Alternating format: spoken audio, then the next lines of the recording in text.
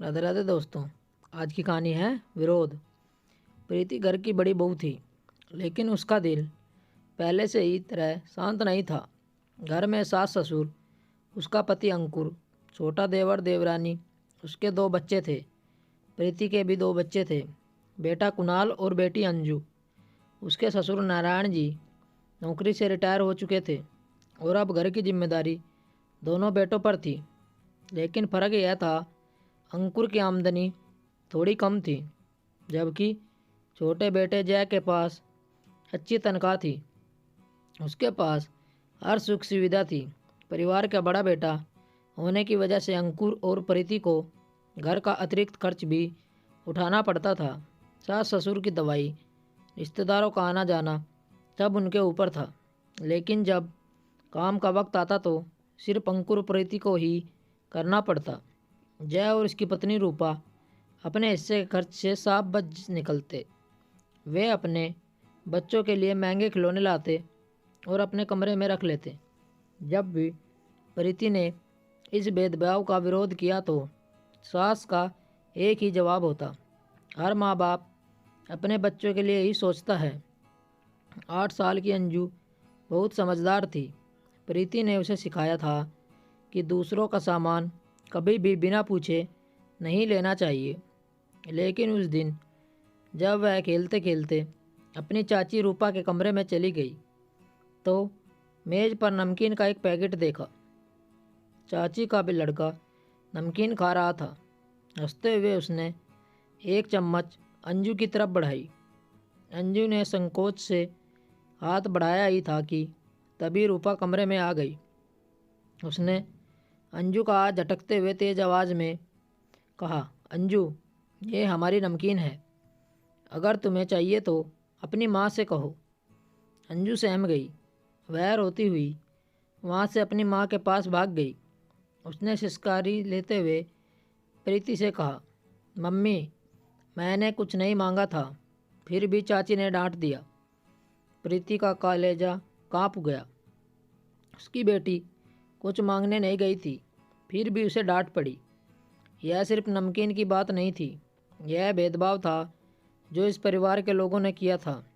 प्रीति की आंखों में आंसू आ गए, लेकिन उसने अपनी बेटी के सामने खुद को कमज़ोर नहीं दिखाया।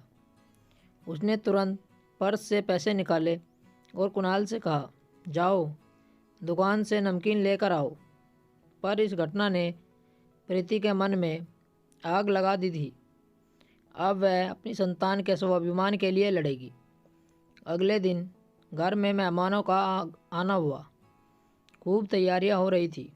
बाहर से खाना और मिठाई मंगवाई गई। जब मेहमान चले गए तो हमेशा की तरह जय और रूपा बचा हुआ सामान अपने कमरे में रखने लगे। लेकिन इस बार प्रीति ने भी उनकी तरह ही किया। रात के खाने के समय जय ने कहा, अरे वो नमकीन और मिठाई कहाँ गई? रूपा ने भी मुंह बनाते हुए कहा, हाँ भाभी, हमें भी मिठाई चाहिए। लेकिन इस बार प्रीति ने जवाब दिया, वो मिठाई और नमकीन मैंने अपने बच्चों के लिए रख दी है। अनुपमा जी चौंक गई। ये क्या तरीका है प्रीति? तुम घर की बड़ी बहू हो, इतना स्वार्थ तुम्हें शोभा नहीं देता। प्रीति की आंखों में दर्द उभर आया, पर उसने अपने आप को संभाला और कहा, मम्मी जी, यह स्वार्थ व्यवहार मैंने इसी घर के लोगों से सीखा है।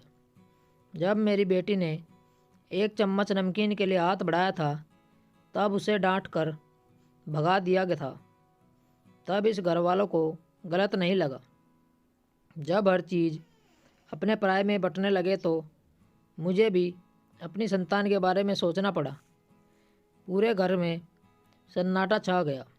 जय और रूपा को समझ नहीं आ रहा कि क्या कहे। पहली बार सबको समझ आया कि यह परिवार एकता के नाम पर अन्याय कर रहा था। सबको उम्मीद थी कि अंकुर प्रीति को डांटेगा, लेकिन उसने प्रीति को कुछ नहीं कहा। वह चुपचाप खाना खाता रहा।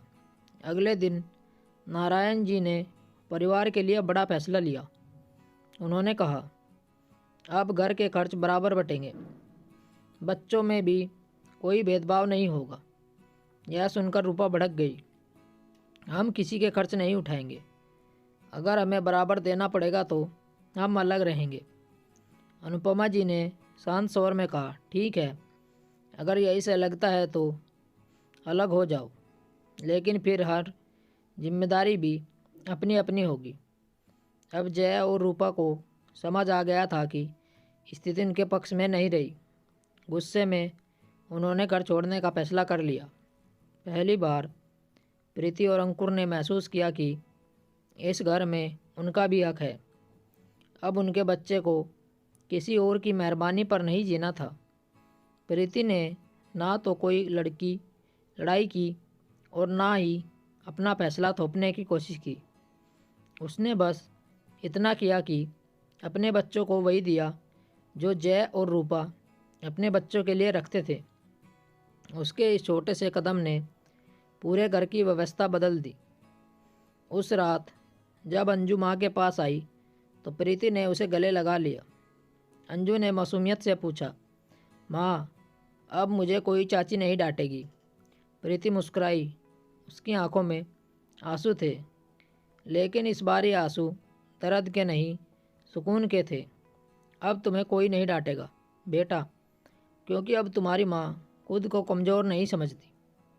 बलिदान की भी एक सीमा होती है, और जब वह पार हो जाती है तो उसका विरोध करना ज़रूरी हो जाता है। माँ जब अपने बच्चों के लिए खड़ी होती है तो दुनिया की कोई ताकत उसे नहीं झुका सकती। स्टोरी आपको कैसी लगी हमें कमेंट करके बताएं। ऐसी ही और अच्छी कहानियाँ सुनने के लिए हमारे चैनल को ज़रूर सब्सक्राइब करें। मिलते हैं आपसे एक और नई कहानी के साथ।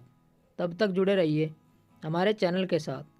कहानी सुनने के लिए आप लोगों का बहुत बहुत धन्यवाद।